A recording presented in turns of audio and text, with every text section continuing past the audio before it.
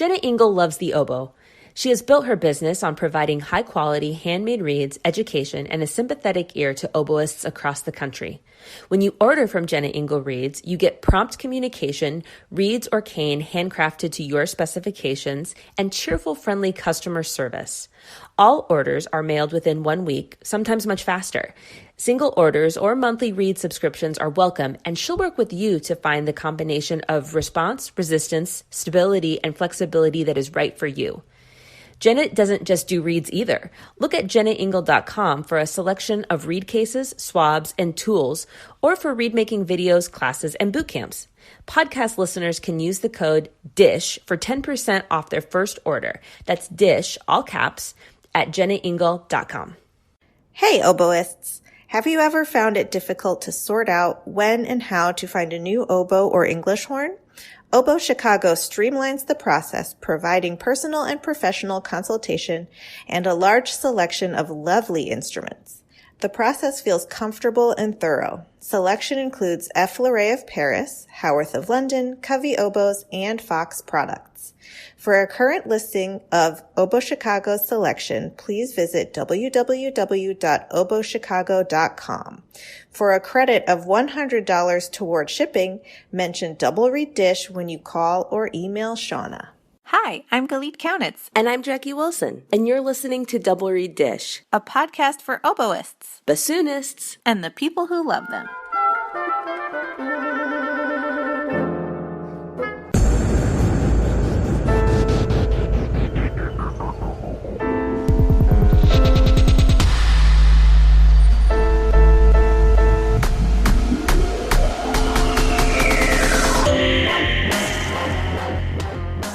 Jackie from quarantine day 507,005. I have to be honest, I keep forgetting it's not summer because I'm so introverted. Like, same. Typically my summer vacations are just like hanging out at home with my husband and my dog. I'm just watching Bravo all day and, just staying indoors. I keep forgetting it's not July. That's awesome. I naturally default to a hermit-like state. Humble brag.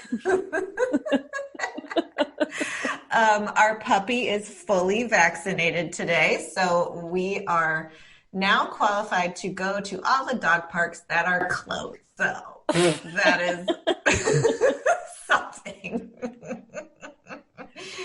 Oh man. But I could talk about my dogs all day. We know this.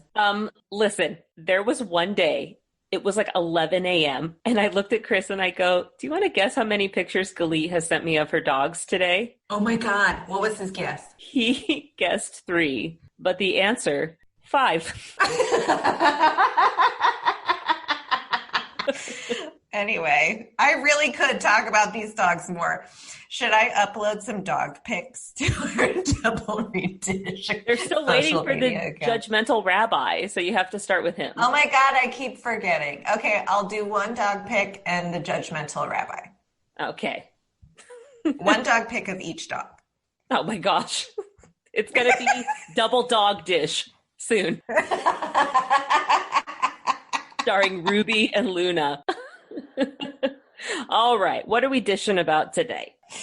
We are dishing about unpopular repertoire choices. And this topic was born out of a conversation that we had about unpopular life choices, like things that other people like that you personally don't like. And can I start with my life unpopular dislikes? Okay.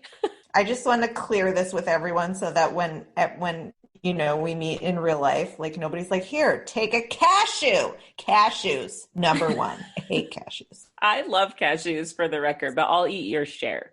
Forever. You can have all of the cashews. When I discovered there was such a thing called cashew cheese, I threw up in my mouth. I didn't know that's a thing. Cashew cheese? That's a thing. When I worked at the hippie grocery store, people were buying cashews in bulk so they could make cashew cheese. And then I needed to take a break. That is that is a cheese abomination. Do you have any like absolute dislikes that other people are like super jazzed about? I'm not into Harry Potter. Oh, that's a problem for me. Yeah, I read the first page like 800 times and was like, yeah. For the record, I am a big fan of anything that gets people excited about reading. So I am definitely a supporter of Harry Potter, but I found the books to be pretty not engaging. Sorry about it. Listen, I'll take your Harry Potter if you take my cashews. What about repertoire? What repertoire do you not like that other people go gaga for? I really don't like the Saint-Saëns oboe sonata. It falls flat for me. I know it's nice, but it's such a standard. I end up teaching it a lot because it's accessible for younger students. And I'm just like, oh God. Okay, yay, Saint-Saëns, you'll love it. It's really great. Another one that I tend to not get that excited about, and this one's more controversial, is like Tchaikovsky Symphonies. Whoa. I am a big fan of the Germans, and I am not as much into the Russians as so much. Whoa! That is a shockingly unpopular opinion. I mean, I don't hate it, but I'm not going to choose it if I'm just listening for the fun of it. Oh, man, I hope you're feeling the judgment of every listener just barreling into your soul right now. What are your unpopular repertoire choices?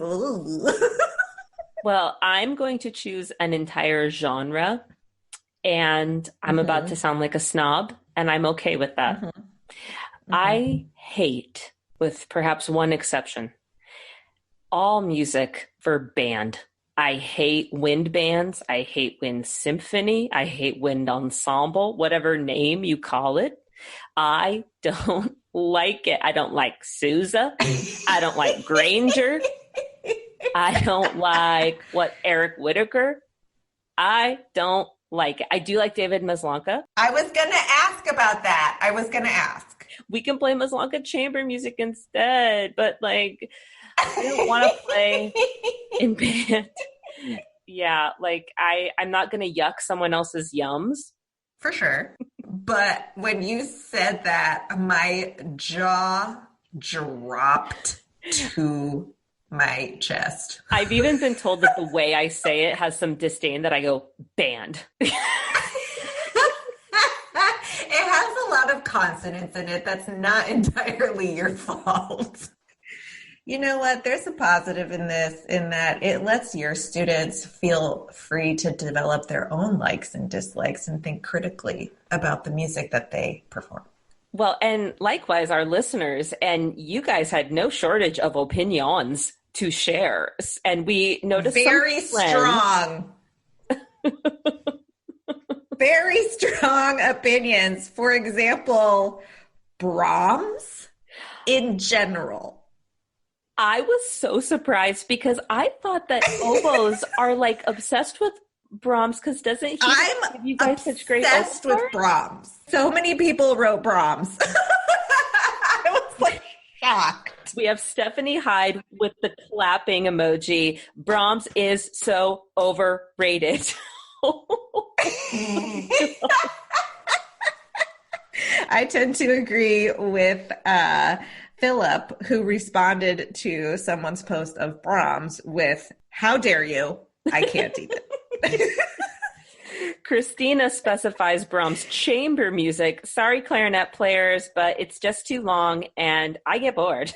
I mean, she has a point. Brahms chamber music is very long. But I mean, the symphonies, it's that one hurts. That one hurts me. Jacob just can't get behind anything Brahms. No, nothing Brahms at all. Oh, poor Brahms.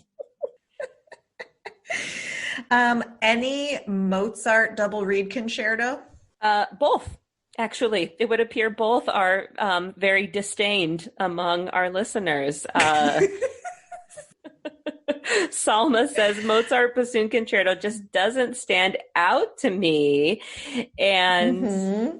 Michelle says the Mozart Bassoon Concerto is way overplayed. Weber is so much more fun and interesting. Poor Mozart. Oh, poor guy. He died young.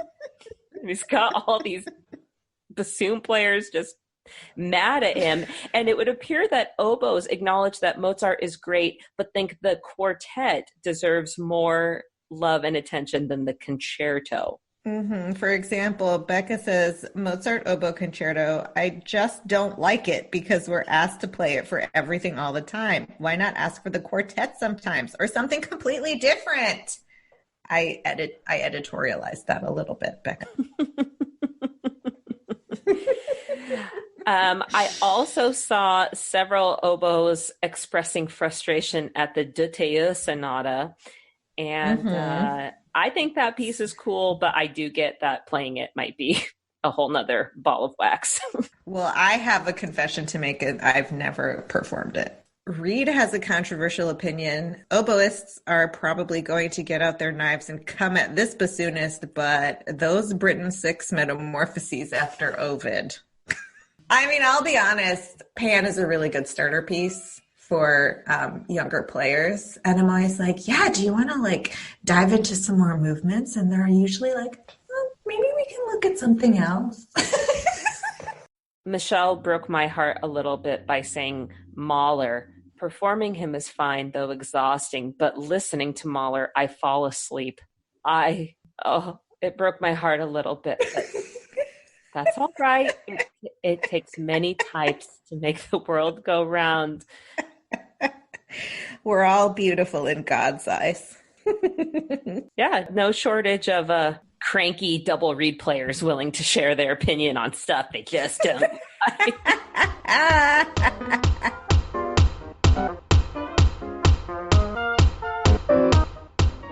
Ugly Duckling Oboes is dedicated to the development of young oboe players. They provide quality handmade oboe reeds, private lessons, and high-quality oboe sales, rentals, and consignments. The oboes that they rent are conservatory mechanism oboes that include the left-hand F key and low B flat key. All are maintained by oboe-specific technicians. In-person lessons are available, as well as virtual lessons for students who live outside the geographic area or have transportation and scheduling challenges. They also offer online college audition coaching for high school juniors and seniors who plan to audition to be music majors. Visit uglyducklingoboes.com for more details on how you can set up yourself for success and sign up for their newsletter. That's uglyducklingoboes.com. Chemical City Double Reeds is a full-service double reed shop specializing in the sale of instruments, cane, accessories, and sheet music. Double Reed Dish listeners can enjoy free shipping with code DRDISH. Visit them in Baton Rouge, Louisiana, or online at www.chemicalcityreeds.com.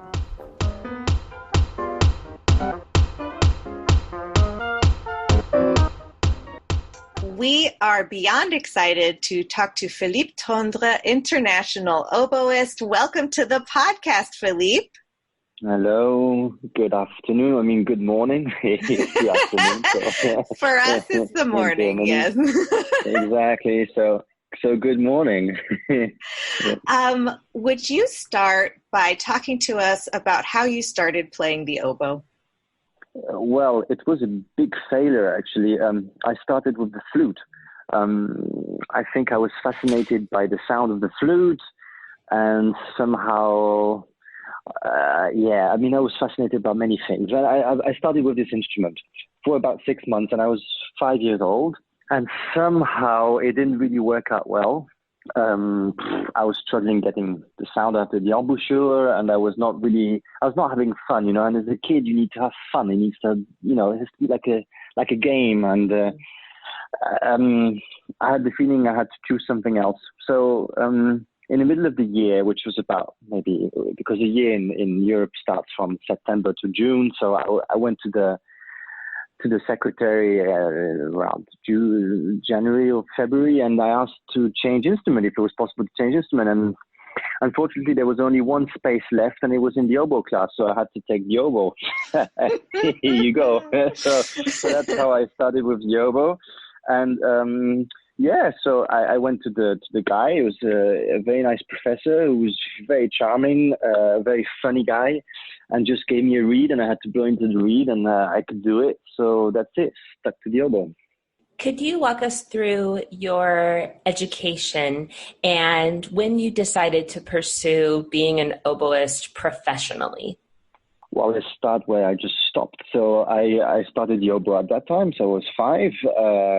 My first professor was Yves Cotres, who studied in Lyon. So I started with him in Mulhouse, so that was in my hometown, Alsace, France. And I think I stayed with him about 10 years. So when I was 15, I did my first degree at the Conservatoire, which was basically called a DEM, which is a diploma of musical studies, we call it. So I got that, and then I entered the Conservatoire de Paris, where I started my studies just after that. So I was 15. There I entered the class of David Walter, and pursued my studies for 4 years, and I finished with Maurice Bourg at the end, but that was not, it was basically private lessons with Maurice. So those were my 3 mentors, let's say. And of course, many others accompanied me through my studies. So Jacques Thief was very important for me. Jean-Louis Capeggiali was very important for me. Sébastien Giraud at the beginning was important for me. So there were many oboists who were around me to help me. And so I think the moment I decided to become a professional was probably when I was 14. I met for the first time Jean-Louis Capeggiali, just talked about him before. He's a professor in Lyon and in Lausanne now. And I remember him telling me that I had capacities on the instrument, but if I really wanted to push it and to become, something more and be able to make a living out of it, I would have to, basically boost my working sessions and practice more, harder, make lots of sacrifice. And so he basically gave me the choice. He said, yeah, you could do it, but you have to start now. I mean, the earlier, the better. So I think that was the moment where I really decided, okay, let's give it a go. So I think I was 14. So it's just before entering Paris. You were 15, you said, when you entered the Paris Conservatoire? Yes, that's correct. Were you living on your own? Well, on your own. Yeah, well, I left home, of course. It was a big step, I mean, Mulhouse is a small city, and, and I was kind of, I've never seen a big city in my life before, so Paris was a big deal. But I was in the Conservatoire, so there's a special section in the Conservatoire, it's called the internat, where you stay basically as an still undergraduate. So everybody who's under 18 has the chance to stay there. So it's very structured. There's no, you can't go out as you wish to. You just have to. There are many rules you have to respect. There's some couvre-feu, so after 8 o'clock you have to be in your room, and it was very strict. So in this sense, it helped me to fulfill all my engagements. So of course I had to study. I had my lessons, my oboe lessons, my solfège lessons, my analyze lessons, my écriture lessons, and of course I had still to go to school. So I had to go every morning at the Lycée Racine, which is next to Saint-Lazare, and I had to do my baccalaureate, and I was in a scientific baccalaureate because I loved maths and physics and chemistry. So it was quite tough because, of course, there was no time to think about, oh my God, I'm in a new city, what I'm going to do. I basically had to do it. So there was no time to think. So I left home, started the thing, and bam, I had to go. It was kind of a non-stop stuff. So in a way, it was good for me that it was so full that the schedule was very tough. Because when you study obviously you have to work very hard and you have to push yourself to your limits. And that was maybe one of my best years, basically the one with the baccalaureate when I was 16, 17, because it was full of adventures. And at the same time, it was very structured. So I had a good routine. It was actually very healthy for me. Talk to us about how your career evolved after that. Well, let's start from there again. So from Paris, it went quite fast. So I did my baccalaureate, so what we call A-levels. I don't know how you call those in the United States, but basically it's called baccalaureate. I was 17, and right after this, I did an audition in Stuttgart in the radio. There was a job. It was the job from Lajos Lenches. And I remember David coming up to me at the beginning of the year in September saying, hey, Philippe, there's a job opening.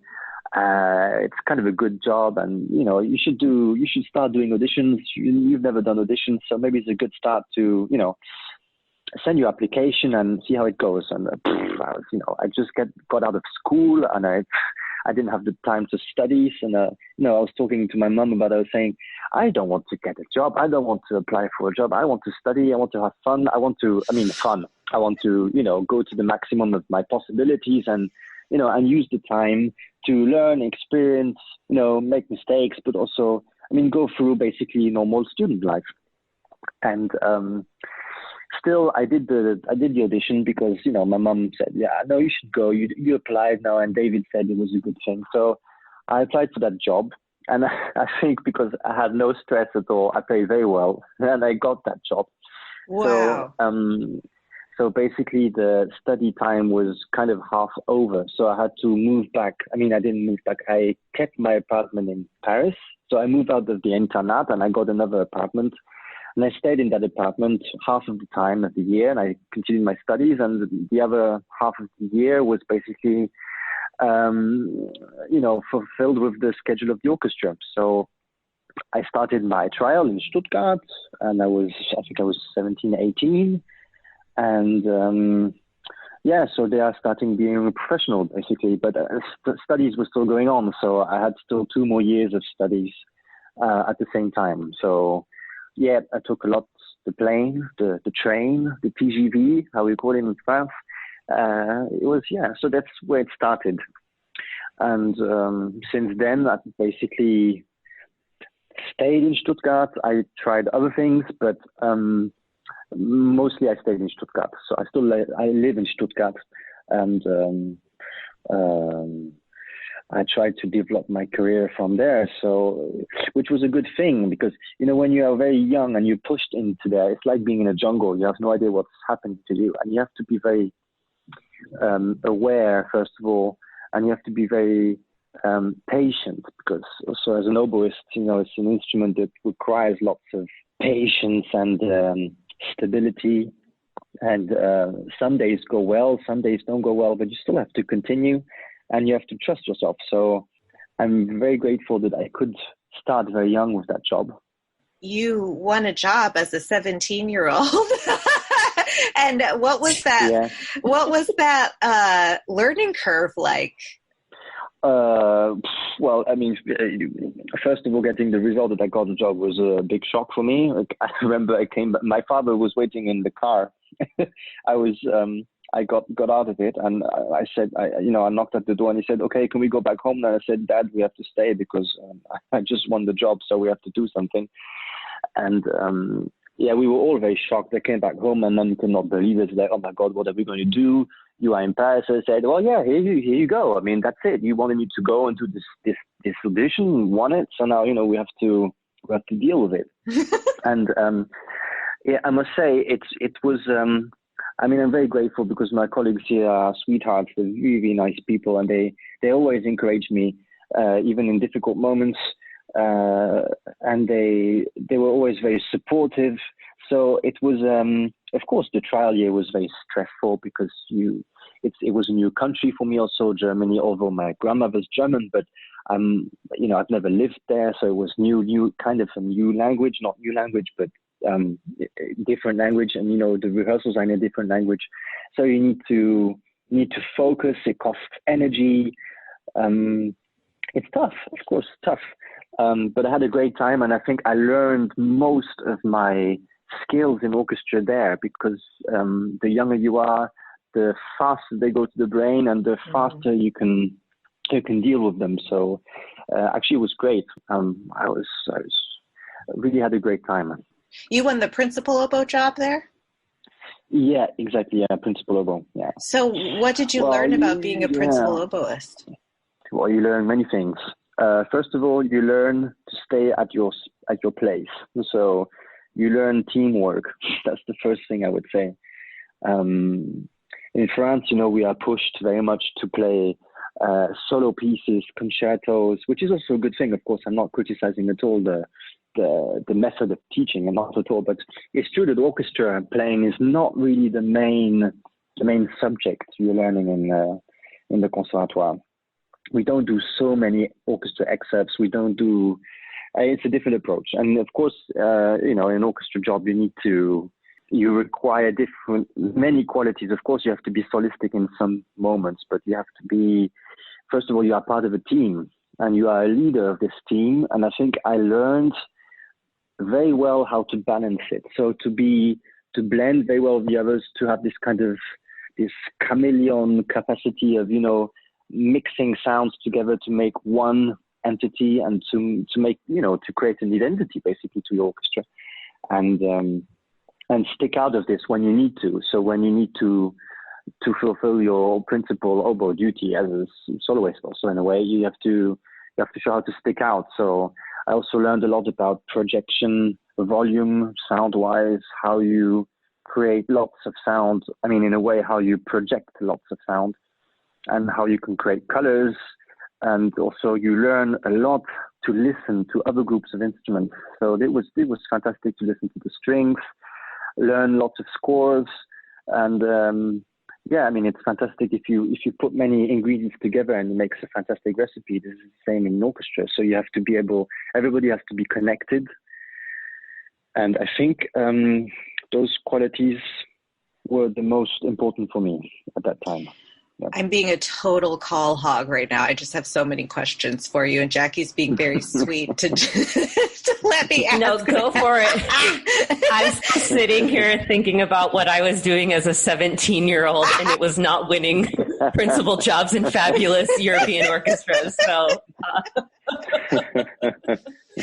So you mentioned learning about projection and developing different sound colors, and we have a lot of listeners who are students.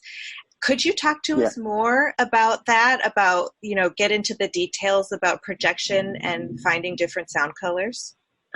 Well, first of all, you have to imagine them. So you have to have a clear vision of what you want to do. Sometimes, of course, there are things that appear on the moment, and that's what's music beautiful about, because you never know what's going to happen. In some concerts, you have some kind of inspiration that brings you somewhere you haven't even experienced at home, practicing. So this is important also, but you need, of course, a plan, some kind of plan.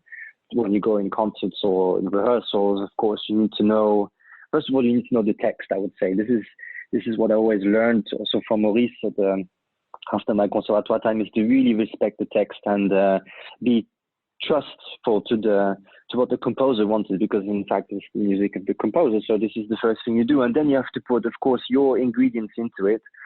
And I would say that the first thing you need to do is to have a great imagination. So you need to imagine those colors. You need to taste them somehow before you play. If they're not there before you play, somehow I had always problems to deal with it, because I had a color in my head, I don't know, or some kind of taste or a picture image, and before I would play, I would start on this, and then somehow it evolves. I don't know, but the first image was there.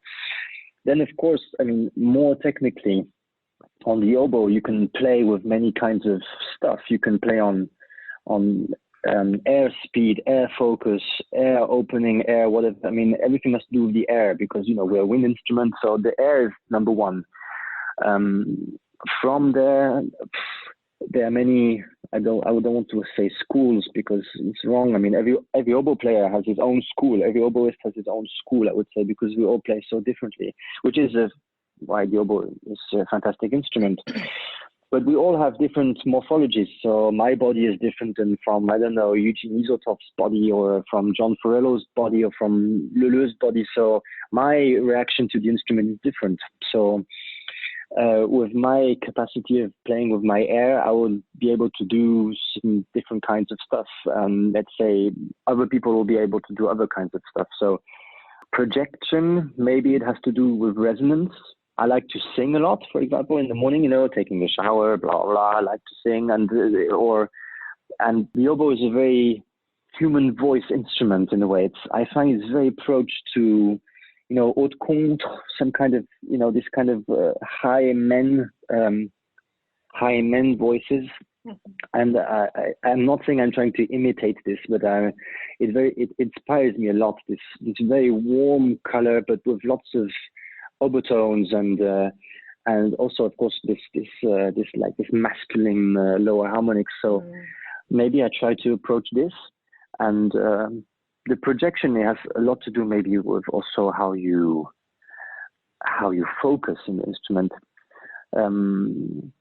Many say you need lots of opening to project because you need a very wide capacity, whatever you can imagine. It can be up in the head, it can be in the neck, it can be in the, But in fact, for oboe, you need a projection. You need a very fine focus.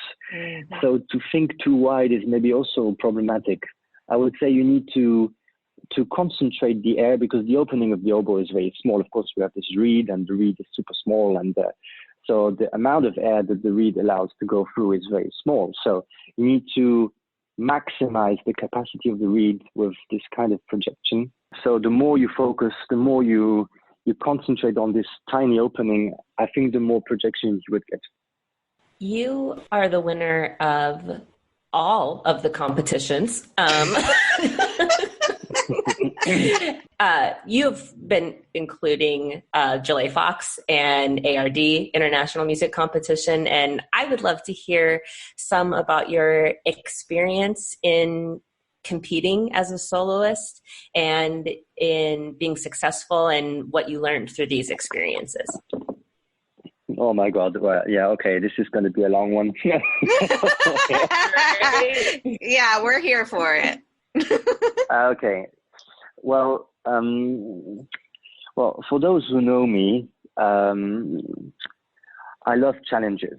So I love challenges because in a way, this is what identifies my personality, I would say. I love to push myself to the limits.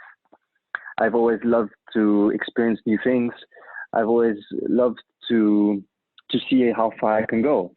So that's why I did competitions, because in a way, they reveal, they push you to the most extreme emotions you can probably go through in your life, because you can be very excited at some moments and you can be very depressed at some others. And the oboe is even more encouraging those emotions, because it's a very resistant instrument. So in a way, it was a very bipolar experience, let's say. They had many good moments. There were also very bad moments, but they were necessary for me. I had to learn from those.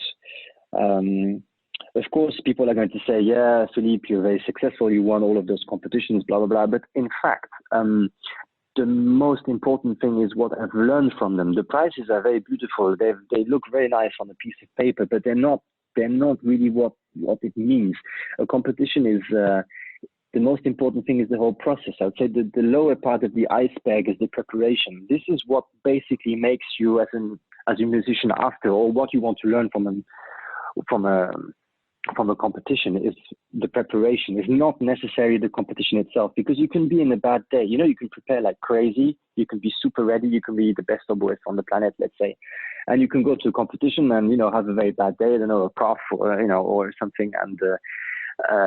And then you just don't play well and you don't pass. It doesn't make you a less better instrumentist in a way. So you need lots of luck in a competition, of course. And you need to be in a good day, of course. And you have to be prepared.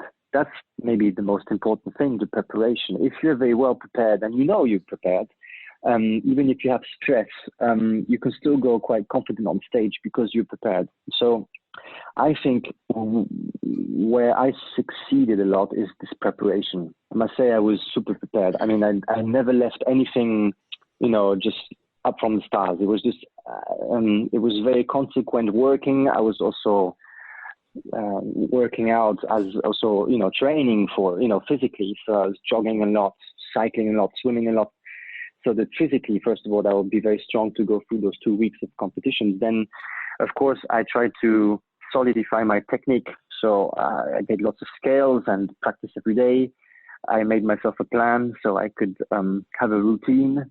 I was very strict with that. I also had strict hours to go to bed. I would say I never go late to bed.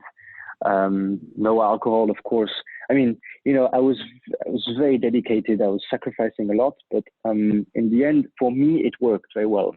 So I did it on Prague, which was it was the first competition, and I saw that it worked. So I said, okay, let's try the second one. So I did Tokyo. It worked also. Then I went to Gilles Fox, which was in Birmingham in England, I think at the time, which worked also. And then I did all of them at the end, and with the same kind of technique of preparation. So this constance brings confidence because you repeat things and they work. So your psychological aspect of, also your relationship with the instrument evolves in a very positive way. So you gain confidence and you gain, you push yourself to much further limits because in a way you can say, okay, this is working. How far can I go? And this working process was incredible for me. This was the richest experience I had with these competitions. The success after that, of course, it's gives you a smile on your face, but it didn't make me as a person. Those competitions made me as a person now, and this is for me very important. So I would say it's like an iceberg, as I'd say. The lower part of the iceberg, which is the biggest one, is the preparation. Mm-hmm. How you prepare, how you focus, and the higher part is it's the lucky part. It's when you go to the competition and you do your best, and if it works, then Bob's your uncle. Oh, that's incredible. Switching gears a little bit, but still in line with your adventurous spirit and your willingness to take on a challenge. You recently were appointed as the principal oboist of the Philadelphia Orchestra. Congratulations, Philippe. Thank you. Yeah. Another challenge, yeah. Yeah, we're Americans. You know what's coming. Yeah, here it comes. Yeah, of course. I was counting the number of questions before that one. Yeah. So, because this was the chair of Tabuteau, the father of American oboe playing, your appointment with the Philadelphia Orchestra elicited a divided response. Were you aware of that, and what was your reaction to it? And is there anything that you would like to say to our American listeners who only know you as the new principal oboe of the Philadelphia Orchestra?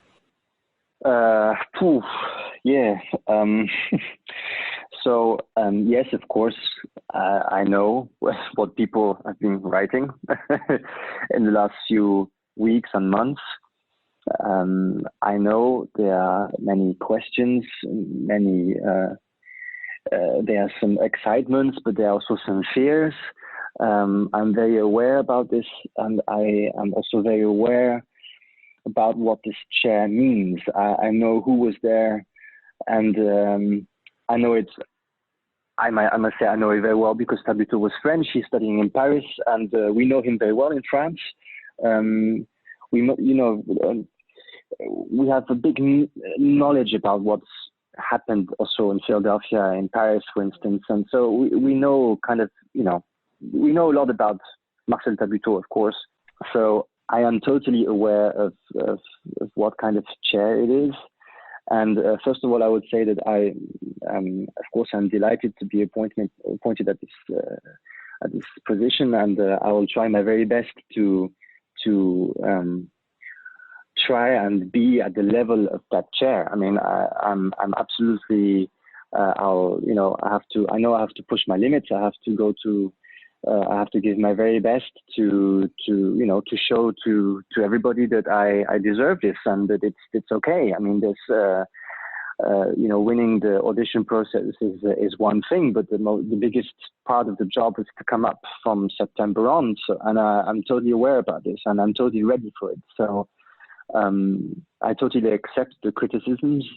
I know some of them maybe were kind of harsh. Some were very excited and very supportive. But I accept all of them because, music has no borders. Music is an international and a universal language. So in a way, criticism is part of it. And I have no problems with those who are absolutely not agreeing on that matter. It's not a problem. It's my job now to convince them that maybe I have something to say and that I will do it in a way that it will continue the legendary chair of this orchestra, that it will continue the success of this amazing oboe group, and that I'll be able to learn from them. Of course, I want to learn from this way of playing. I don't know if we can call it an American style of playing, or if it's tabuto's playing, or right. I don't know if there's even nowadays a school. I mean, it's a very difficult question to answer.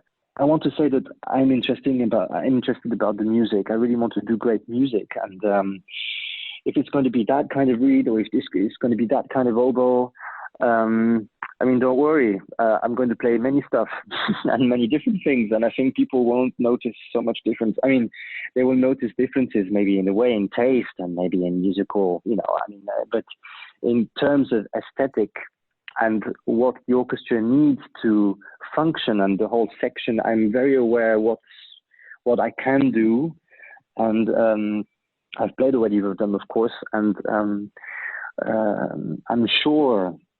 very sure, and I can assure everybody in America that I'm a very open person, and I'm ready to get anything like criticism, but I'm ready to discuss. I mean, I'm super open to discuss about all of those things because, as I said, it's music has no borders, and we need to stick to that.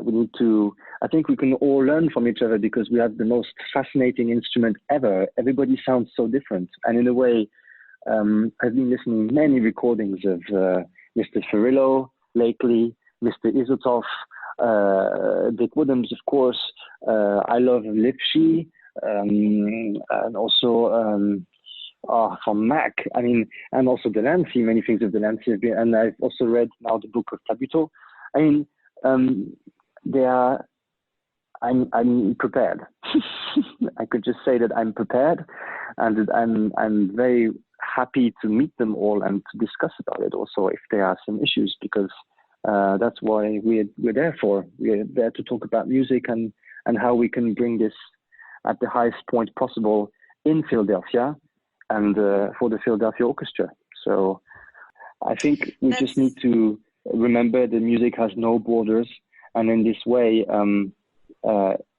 whatever way I'm going to play, I'm always going to do it in the interest of the orchestra. So I can help the orchestra going further. I can be part of this history, and I can help this history, and I'm not there to finish anything. I'm not there to break anything, not at all. I'm there to try and continue it, and maybe to make it better, or to do it with what I can bring to the. Maybe I'll, maybe they won't like it at all. Maybe they will not give me any kind of, they won't keep me. It's also possible, that I go there and somehow it doesn't work at all. I mean, I have to be open to any kind of situation. So yeah, it's a very difficult subject to thematize somehow. How do you say thematize? No, yeah.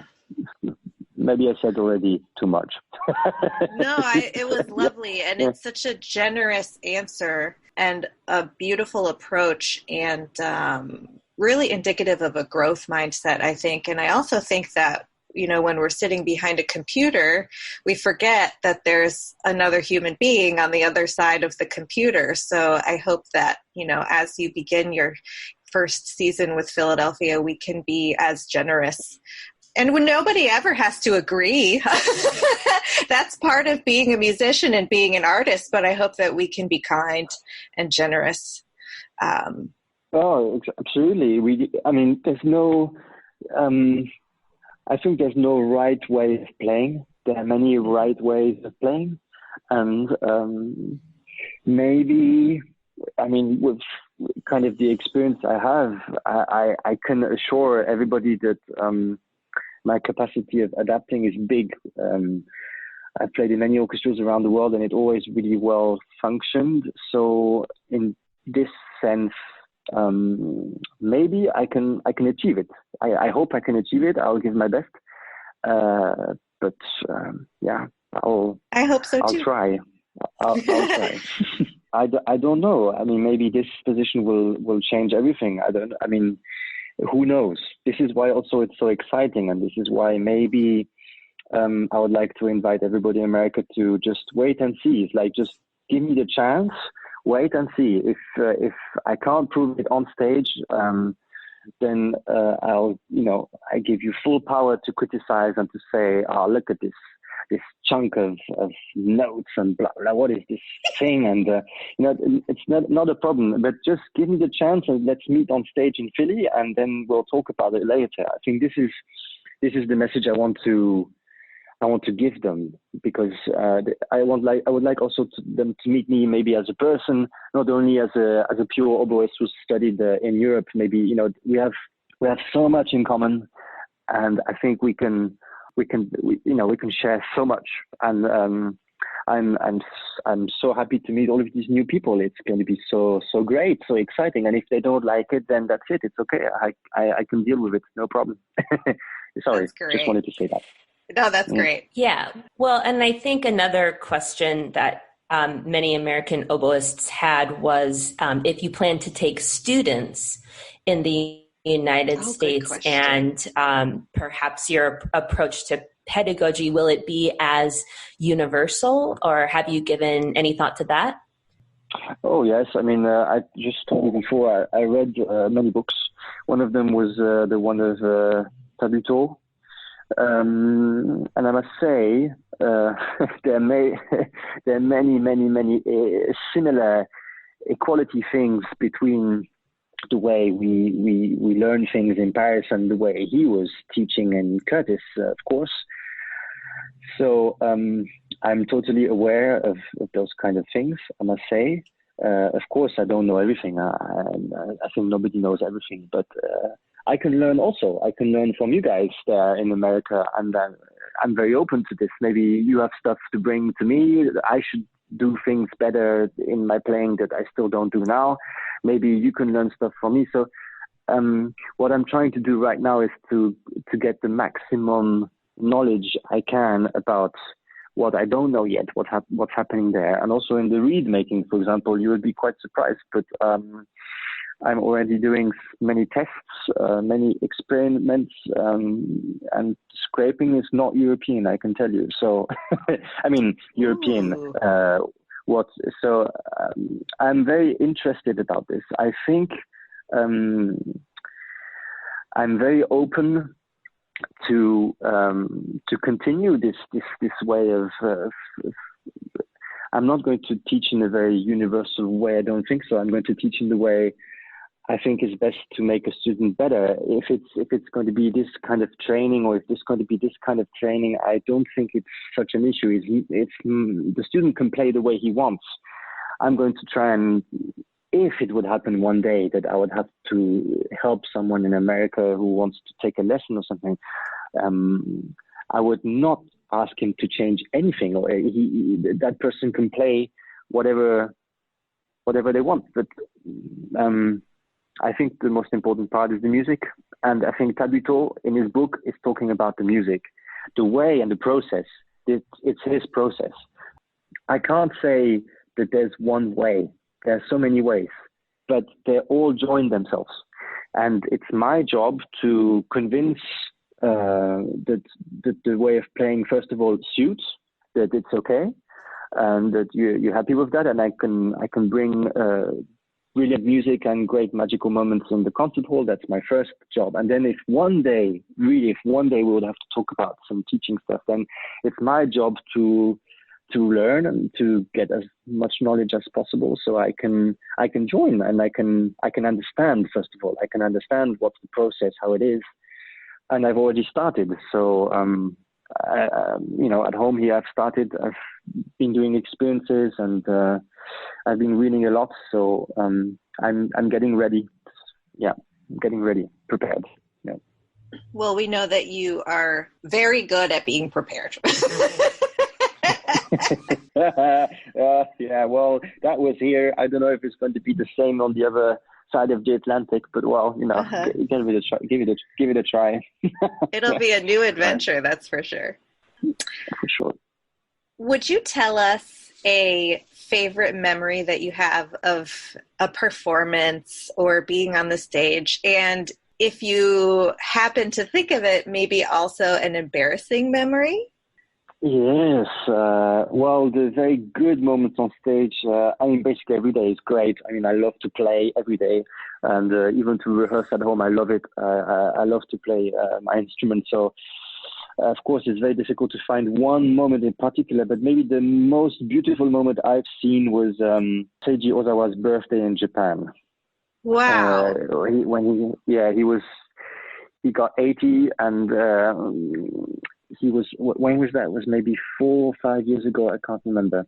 Anyway, it was his birthday, and we were playing on that day a concert in his festival in Matsumoto in the summer.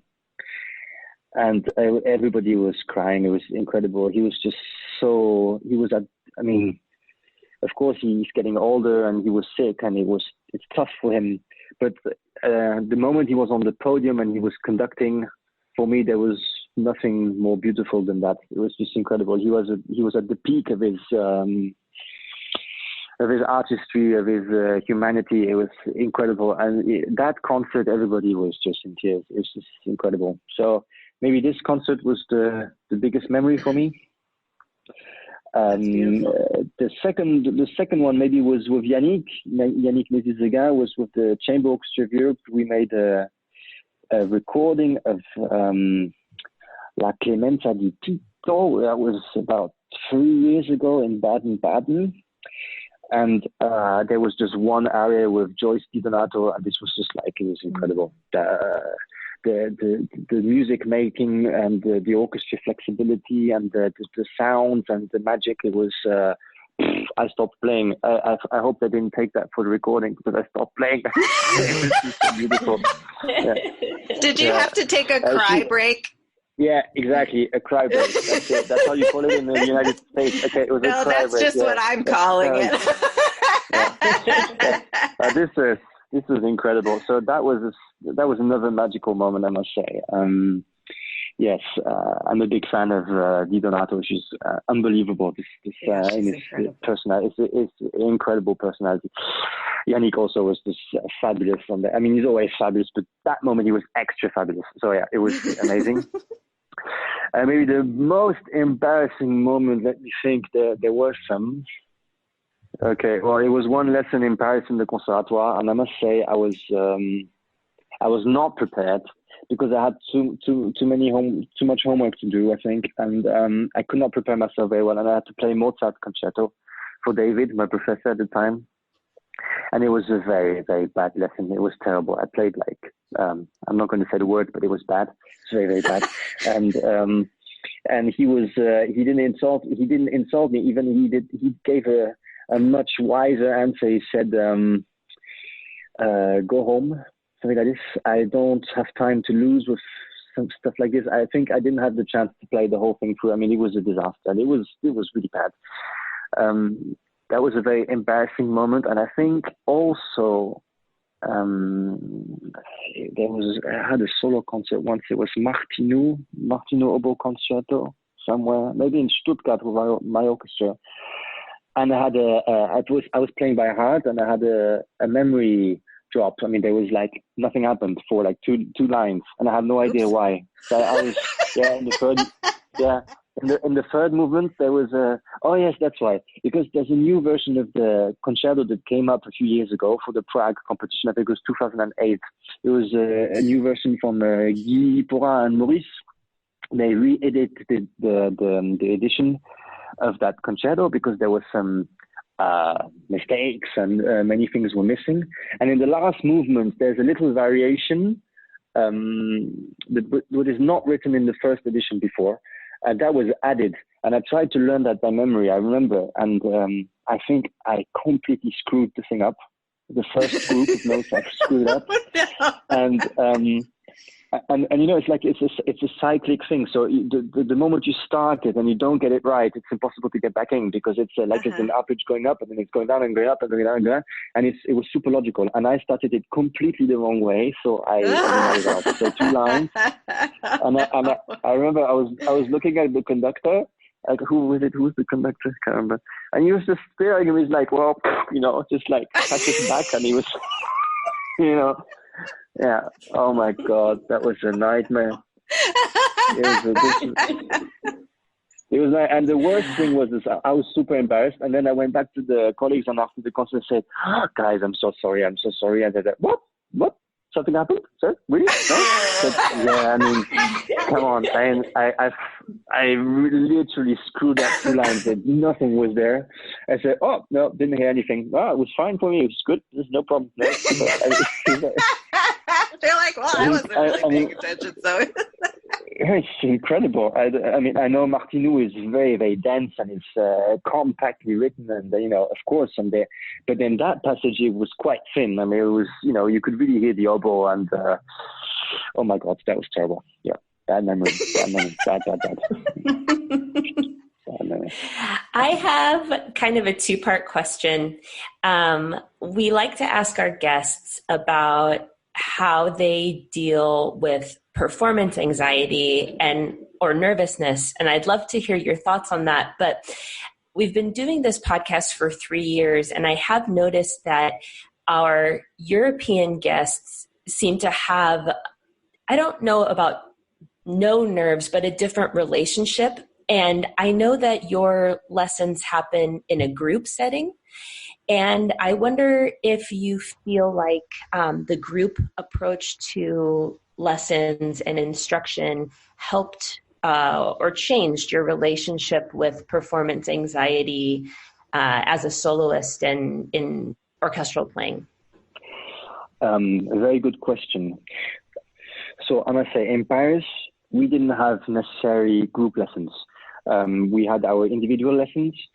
We can listen to the others, but we were not playing in group, which I wouldn't say it's a shame, because probably there's no time to do it. You need to focus a lot and to find it, of course, to find the time for it. But what I do now with my class, with my students in Germany, we do group lessons.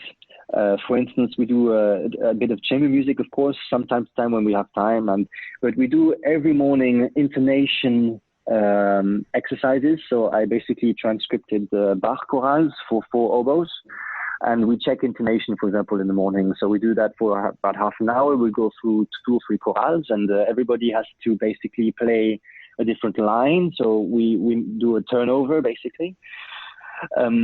So you get like a class atmosphere, and also you get people used to play with each other. So you get out a bit of the fear. I can notice this, that the fear is getting out. So I don't know if this gets out the stress when you have to do an audition or performance, but at least when you come in the class, of course, you have to be prepared, and there's this nervousness when you have the individual lesson, but still, I think students feel more confident to come and to play, because they feel also maybe more accepted in a way. I don't know if it's the right word, but they look forward to play with each other. So this is nice. And we also do it in scales. So no, this is not such a fun part, but it's less fun than the intonation classes. But the scale classes is for me very important, because every morning we just warm up basically all together. And we sit in a circle, and then I'm part of the circle, of course. And we just play one after the other scales. So, and they basically repeat it one after the other. So we take a different tempo every day, or we take a different tonality, or we do thirds or fourths or quints or whatever. And then, in a way, you have this class atmosphere. So you have this group exercise, but you have to, of course, if you screw up, then you kind of, I screwed up. Issue. I mean, so you have to be prepared. So in a way, you have to deal a bit with stress on that exercise, which is good too. So I got this inspiration from the horn class in Paris, from André Cazalet, because I know they were doing this in Paris, and I knew that the horn class in Paris was very famous and had a great atmosphere because of this. Also, it was very strict, and but everybody was telling me, yeah, the horn class is fantastic atmosphere, and we all understand each other so well. It's like, what the heck is going on there? Why are they just, why are they going on along so well with each other? And I think it's this group thing, this group lesson, this group spirit, this team spirit. And I wanted to build this also with my class, and it works very well. And I know sometimes it's a little bit uncomfortable, the scale issue. I know it's a bit uncomfortable, but it works very well. And then the last one, the last group lesson which I do is sight reading, because in France, we do lots of sight reading, and in Germany, there's no sight reading at all, which is, I don't understand why. This is, I think it's so important. It should be part of the system. So I pick up time to time, I don't know, an opera, or every time it's a new piece, and students have maybe like 30 seconds to read it through. It's maybe 1 or 2 pages, and they just have to play. Bam, that's it. And whatever happens, they just have to play. And I know this is also very stressful, but in the end, it's still, even if you make mistakes, you force yourself to continue. It also brings you into this mental state of, I have to go through it. No matter what, I have to go through it. And in a way, it can help you on stage for concerts if you're a little bit nervous, or if you have to do an audition, it's like, okay, whatever, I have to go. And basically, I'm trying to put them in the worst conditions possible, so that when they come on stage, they feel a bit safer. You see what I mean? So it's so you go through it's like you wake up at 2 a.m. with the crappiest read ever, and you have to play Strauss through. This is like, it will never happen. If you play in Carnegie or Strauss, you will have a good read and you will be prepared. So if you see what I mean? So if you can manage waking up at 2 a.m. playing with a crappy read Strauss, you're going to manage to do it when you're going to play. I don't know, nobody plays in Carnegie Hall. I don't know, Heinz Holliger plays maybe in Carnegie Hall, but if someone has to play in a very important hall, Strauss, you're very prepared and you have a good read, and probably you're going to make it because you've made it at home at 2 a.m. So in a way, you are conditioning your brain to go through the worst thing ever before doing it. So basically, you are minimalizing the stressful situation after. And this helped me a lot. For example, when I trained for competitions, I used to play with the most terrible read ever. Play through. I was suffering so much, and it was not fun at all. But I knew that if I could do it there at that moment in those bad conditions, I would be able to do it very well on concert mode or on competition mode with a good read and prepared. So yeah, maybe those 2 aspects, maybe the group lesson thing, and also the pushing yourself to the limit, kind of over the limit, in a very bad way. So you experience terrible things before going on the key moment. Yeah. I love that. Train hard, fight easy.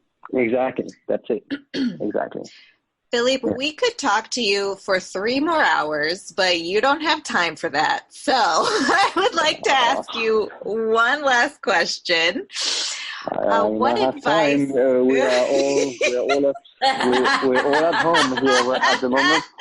We are at the moment. You can't move here. You have to stay home. There's no way you can move. God. So here you go. Yeah. So here you go. Yeah. What advice would you give to a young musician who aspires to have a career like yours? Well, first of all, it's worth the trip. So it's a tough one. You need patience. You need discipline. But if you are motivated and you want to do it, go for it. I mean, nobody has limits. I think the only thing you can do is experience and go as far as you can. And give your best. Always just give your best. You have to give your best. So giving your best, it means you have to be prepared. You have to practice. You have to, sometimes you have to really, you have to go through difficult moments. But if you survive those with all of those sacrifices, and you're motivated, you're going to make it. I can't imagine someone who's not going to make it. But of course, you have to be ready to work like crazy. You have to, and you have to maybe sacrifice a part of your life. I must say, I sacrificed my study life. I didn't really have a study life because I was already in the job, and I missed that, of course, but I don't regret it 1 second. And at some point also when I was younger, when I was 14, 15, when I started playing the oboe, I remember that sometimes I didn't go out to meet my friends. I was practicing instead hours and hours, making reeds hours and hours just to be the best. I always wanted to try and be the best of myself. And I knew that I had to push myself because I think it's, of course, 5% of talent. You need talent. Of course, you need to be talented 5%, but 95% of the whole thing is work, is sacrifice. But it gives you so much joy after. I mean, now I'm enjoying it so much. It's such a great life, and I'm so happy I can do it, and I can live from it, and I can embrace it every day without, having some, some thoughts about it. I mean, I'm not regretting anything I did. So, of course, if you really want this, you have to go for it, but you have to go for it 1,000,000%. I mean, this is like, you can see Djokovic or someone like that, or Nadal, who's going to, like these big tennis players, or even like, I don't know, Messi, or I don't know, what the guys in America, I don't know, from Durant, or I don't know, Joel Embiid, if we're talking about Philadelphia. I'm sure that these guys, these top athletes, they had to make many, many sacrifices to get at this level in the NBA or in the tennis ATP tour or as a football player. And for sure, they all have talent, but I'm pretty certain that what makes the difference with all the others is the hard work. And if you want to be up there on the top and you want to enjoy everything and have basically have no limits later, you need to discipline yourself. You need to, but if you have the motivation, there's no worries about that. You just have to be extra motivated, and sometimes you have to push yourself so far that you cannot anymore, and this is a good sign. So it's like pushing the limit even more every day. So at the end, you explore ranges that you would maybe not explored if you didn't go there before. So yeah, you have to go sometimes to extremes in order to do incredible things. Philippe, Tondre, thank you so much. I just wanted to say your last name one more time because you complimented me on my pronunciation. So I'm very proud of that. Right, exactly. Yeah, I loved it. I loved it. It was so well pronounced. It was amazing. Wow. You. Because in Germany they don't get it. In Germany they don't get it. I mean, France and Germany is like, it's on the border. It's like just next door. Basically, you step outside in France and it's like Philippe, Tondre, Tondre. But they don't get it. It's like, no, it's Tondre. But it's fine. It's okay. Sometimes they even forget an E. Oh my God. Philippe, like the German way with 2 P's without it. Oh my God. It's a kind of Katastrophe. Katastrophe, as we say in German. Eine richtige Katastrophe. Yeah. Thank you so much for talking with us. This was an absolute pleasure. And we cannot wait to release this interview. It was my pleasure.